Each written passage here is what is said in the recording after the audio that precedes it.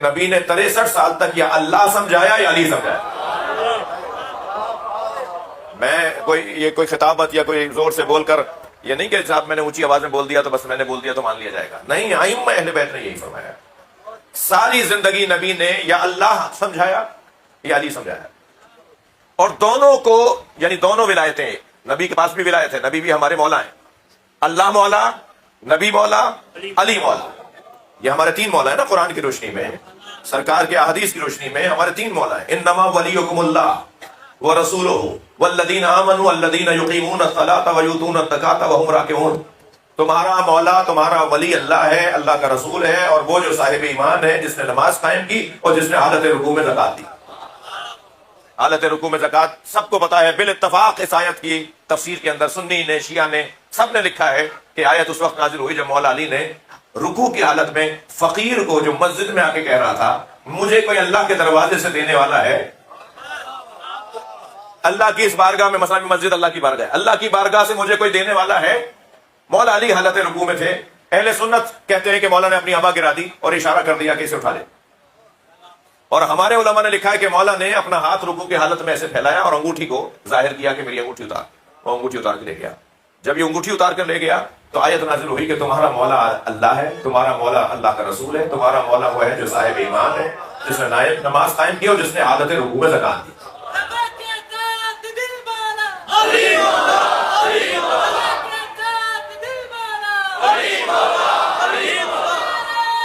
ماشاءاللہ.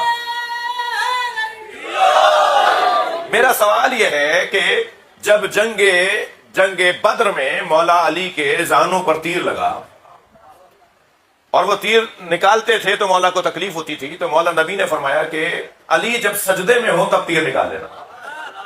اس لیے کہ علی حالت سجدہ میں اپنی ذات کو ختم کر کے اللہ میں فنا ہو جاتے. اور ایسا ہی ہوا جب مولا حالت سجدہ میں تھے تو صحابہ کرام میں سے جو معالج تھے، جو طبیب تھے، انہوں نے مولا کے زانوں پہ لگے ہوئے تیر کو نکال دیا اور علی کو احساس بھی نہیں ہوا. سوال یہ ہے کہ جو حالت رکوع میں تیر کا احساس نہ کرے، جو حالت سجدہ میں تیر کا احساس نہ کرے، وہ حالت رکوع میں فقیر کی آواز سن کیسے رہا؟ ہاں یہ مسئلہ ہے نا، اس کو حل کرنا ہے. مولا سجدے میں ہو تو انہیں یہ پتہ نہ چلے کہ تیر نکل گیا، اور مولا رکوع میں ہو تو انہیں فقیر کی آواز آ جائے، اور فقیر کو وہ حالت رکوع میں انگوٹھی صدقے میں دے بھی دیں. نقن صاحب نے، علامہ علی نقی نقن صاحب نے اس مسئلے کو حل کیا ہے. انہوں نے فرمایا کہ علی حالت نماز میں اللہ کی بارگاہ میں ہوتے ہیں، اور جو اللہ کی بارگاہ میں ہوتا ہے اسی کو وہ آواز آئے گی کہ جو اللہ کی بارگاہ میں مانگ رہا. مانگنے والے نے اللہ کی بارگاہ میں مانگا تھا، دے گا وہی جو اللہ کی بارگاہ میں ہوگا. اس نے مولا علی سے تو نہیں مانگا تھا، اس نے تو مسجد میں آ کے کہا تھا کہ اس بارگاہ سے مجھے کوئی دے گا. بھائی میں کچھ اور کہنا چاہ رہا ہوں. مسجد میں آ کر فقیر نے کہا مجھے اللہ کی بارگاہ سے کوئی دے گا، علی نے رکوع کی حالت میں دے دیا، تو مجھے یہ کہنے کا حق ہے نا کہ ہم جب اللہ کو پکاریں گے تو علی مدد کرے گا. اچھا، جب اللہ کو پکارنے پہ علی مدد کرے گا تو پھر یہ کیوں نہیں سمجھ میں آتا کہ جب علی کو پکارا جاتا ہے تو اللہ کو مان کر پکارا جاتا ہے؟ خبردار، مولا علی سے مدد مانگنے والا اللہ کا منکر نہیں ہے. اللہ پہنچایا نبی نے یا علی مولا پہنچائے نبی نے؟ تھکے ہوئے تو نہیں ہیں. میرے مولا رضا فرماتے ہیں کلمۃ لا الہ الا اللہ حصنی. اللہ کی حدیث ہے، حدیث قدسی ہے کہ لا الہ الا اللہ مجھ اللہ کا قلعہ ہے. جی کوٹ ہے، کوٹ چاچا بندہ ہوں، کوٹ. لا الہ الا اللہ مجھ اللہ کا قلعہ ہے. فمن دخل حصنی امن من عذابی، اور جو میرے قلعے میں داخل ہو گیا وہ میرے عذاب سے بچے گا. آ جاؤ میرے قلعے میں آ جاؤ، میں تمہیں عذاب نہیں دوں گا. یہ حدیث فرمانے کے بعد مولا رضا نے فرمایا کہ اللہ نے کچھ اور بھی فرمایا ہے، اور وہ یہ فرمایا ہے ولایت علی حصنی. علی کی ولایت مجھ اللہ کا قلعہ ہے. مولا علی کو ماننا گویا اللہ کی پناہ میں جانا ہے. سمجھو میرے بچوں، جتنا علی علی بولو گے اتنا اللہ سمجھ میں آئے گا. جتنا مولا علی سے وابستگی بڑھے گی اتنا اللہ سے وابستگی بڑھے گی. ولایت علی ابن ابی طالب حصنی، اللہ فرما رہا ہے علی کی ولایت مجھ اللہ کا قلعہ ہے. کبھی کہا لا الہ الا اللہ میرا قلعہ ہے، جو اس میں داخل ہو گیا وہ عذاب سے بچ گیا. کبھی اسی اللہ نے ارشاد فرمایا علی کی ولایت مجھ اللہ کا قلعہ ہے. جو اس قلعے میں داخل ہو گیا وہ مجھ سے میرے عذاب سے بچ گیا. یہ مولا رضا نے فرما کر اپنی محمل آگے بڑھائی، یعنی حضرت کی اونٹنی جس پہ حضرت تشریف فرما تھے محمل میں ہماری میں وہ آگے بڑھنے لگی. پردہ گرا دیا حضرت نے، میرے مولا رضا نے پردہ گرا دیا. ایسا لگا جیسے اب حضرت جا رہے ہیں، بس جو کہنا تھا کہہ دیا. تھوڑی سی سواری آگے بڑھی تو پھر حضرت کی سواری رک گئی. حضرت نے محمل کا پردہ ہٹایا. جو صحابہ کرام، جو چاہنے والے، کوئی 20,000 سے زیادہ مجمع تھا جو حضرت کا دیدار کر رہا تھا، انہوں نے ایک مرتبہ دیکھنا شروع کیا کہ حضرت اب اور کچھ فرمانا چاہتے تھے. فرماتے ہیں وَلَٰكِن بِشُرُوطِهَا، یہ جو اللہ کا قلعہ ہے نا، اس کی کچھ شرائط ہیں. اس قلعے میں داخل ہو کر بچے گا وہ جو شرائط کو پورا کرے گا. یہ کہہ کے فرمایا وَأَنَا مِن شُرُوطِهَا، اور میں ان میں سے 8ویں شرط. جب تک تم ہم اہل بیت کو نہیں مانو گے، اللہ کے عذاب، صلوات پڑھ لیں محمد وآلہ.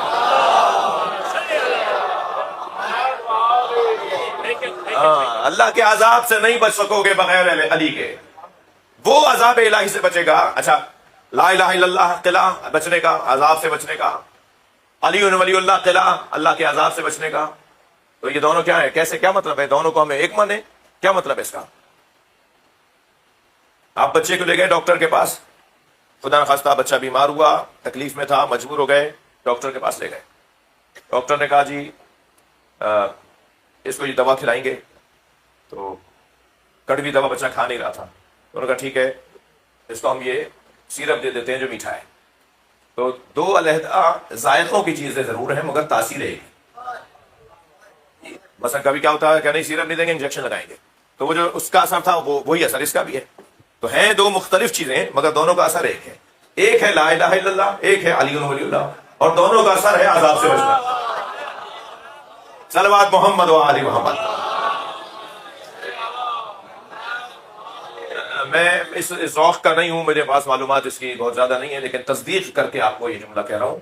ذمہ دار جگہ جہاں میں بیٹھا ہوں یہ ذمہ داری کی جگہ ہے. تو لا الہ الا اللہ کا عدد اگر آپ نکالیں گے نا، لا الہ الا اللہ کے عدد اگر نکالیں گے تو لا الہ الا اللہ کے عدد، لا الہ الا اللہ کے عدد پنجتن کے عدد ہے. عدد پنجتن کے جو عدد ہے وہی لا الہ الا اللہ کے. پروردگار عالم نے وہ نہیں چاہتا کہ کوئی مجھے مانے بغیر علی. کہتا ضرورت ہی نہیں میرا کلمہ پڑھے، ایسا کلمہ مجھے پسند ہی نہیں ہے جو علی کے بغیر ہو. لب لباب یہ ہے، خلاصہ یہ ہے کہ اللہ اپنے توحید کے عقیدے کو ہم سے تسلیم کرے گا، ہماری بات کو مان لے گا اگر ہم مولا علی کے ذریعے سے آئیں گے. اور یہ میں نہیں، یہ اہتمام کیا سرکار نے. فرمایا فضل علی، حدیث سنا رہا ہوں، فضل علی علی ہذہ الامہ، علی کی فضیلت پوری امت پر ایسی ہے کہ فضل شہر رمضان علی سائر الشہور، جیسے 12 مہینوں میں ماہ رمضان کو فضیلت ہے. عجیب تعبیر ہے جو نبی ہمیں سمجھا رہے ہیں. جیسے 12 مہینوں میں، سارے مہینوں میں ماہ رمضان کو فضیلت حاصل ہے، ایسے میری امت میں علی کو فضیلت حاصل ہے. پھر فرمایا فضل علی علی ہذہ الامہ کفضل لیلۃ القدر علی سائر اللیالی، علی کی فضیلت میری امت میں ایسی ہے جیسے شب قدر کو ساری راتوں پر فضیلت. پھر فرمایا فضل علی علی ہذہ الامہ کفضل الجمعہ علی سائر الایام، علی کو میری امت میں وہ مقام حاصل ہے جو ہفتے کے دنوں میں جمعے کو حاصل ہے. اچھا یہ کہہ کر رکے نہیں سرکار، فرمایا طوبیٰ لمن آمن بہ وصدق بولایتہ وویل لمن جحدہ. توجہ چاہوں گا، نبی مکرم فرما رہے ہیں مبارک ہو اسے جو علی کو مانتا ہے.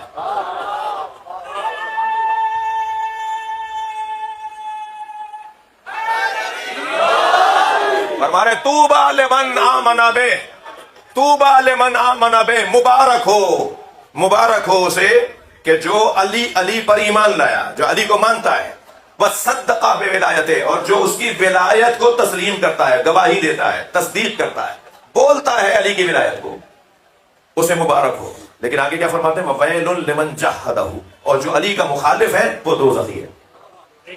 ویل اسی کے لیے ہے، جہنم اسی کے لیے ہے. ایک اور جگہ فرماتے ہیں، بلکہ حدیث قدسی میں اللہ فرماتا ہے کہ لو اجتمع الناس علی حب علی بن ابی طالب، سن رہے ہیں نہیں؟ لو اجتمع الناس علی حب علی بن ابی طالب، حدیث قدسی، اگر لوگ علی کی محبت پر متفق ہو جاتے لما خلقت النار، کو میں دوزخی نہ بناتا. صلوات پڑھ لیں نبی کی ذات پر.